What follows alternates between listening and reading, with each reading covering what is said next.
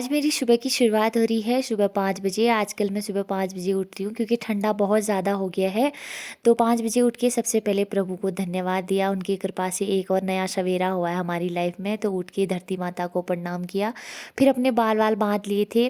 तो एक नए उत्साह और उमंग के साथ उठती हूँ सुबह, बिल्कुल मुस्कुराते हुए चेहरे के साथ दिन की शुरुआत करते हैं तो बहुत अच्छा लगता है। घर के सारे काम निपटाए थे, इतने में मम्मी ने गुड न्यूज़ दे दी थी। आज मम्मी के भाई के बेटे का बेटा हो रखा है, यानी कि मम्मी के भदों का गधेड़ हो रखा है। हमारी पहाड़ी में भाई के बेटे को भदों और उसके बेटे को गधेड़ बोलते हैं। तो मम्मी को बधाई दी। उसके बाद फिर मैंने यामी के लिए स्कूल के लिए नाश्ते में पराठे बनाए, फिर उसको रेडी किया। सुबह नहाने धोने में लग जाती हूँ ना तो देर हो जाती है। मैं कोशिश करती हूँ पहले सबका काम निपटाऊँ, उसके बाद मैं नहाऊँ धोऊँ, फिर आराम से अपने काम निपटाऊँ। तो नहा धो के यामी को तो स्कूल भेज दिया था मैंने। फिर उसके लिए मैं बूबू जाते हैं छोड़ने के लिए, फिर मैं लग गई थी अपने रूम की सफाई करने में। झाड़ू पोछा तो सुबह कर लिया था, इसके पापा भी उठ गए थे। छोटी भी उठ के बूबू के कमरे में चली गई थी, तो मैंने बिस्तर को लगे हाथों साफ कर लिया था। अगर बिस्तर लगे हाथ साफ कर दो तो ना सफाई हो जाती है। फिर आ गई थी मैं नहा के। तो नहा के जैसे ही आई, सूर्य नारायण भी आ गए थे।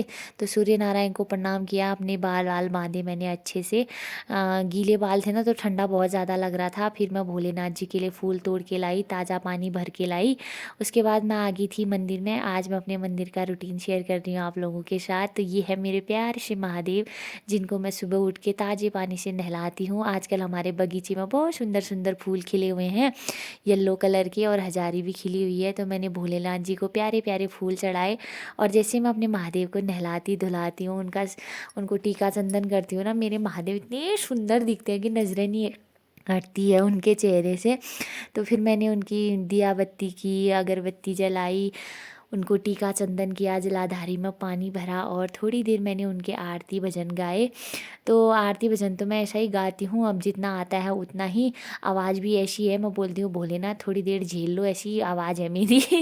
तो भोलेनाथ की आरती की, फिर उसके बाद मैंने अपने लिए गर्मा गर्म नाश्ता बनाया, धूप में बैठ के खाया। आज के ब्लॉग में बस इतना ही। कैसा लगा ब्लॉग?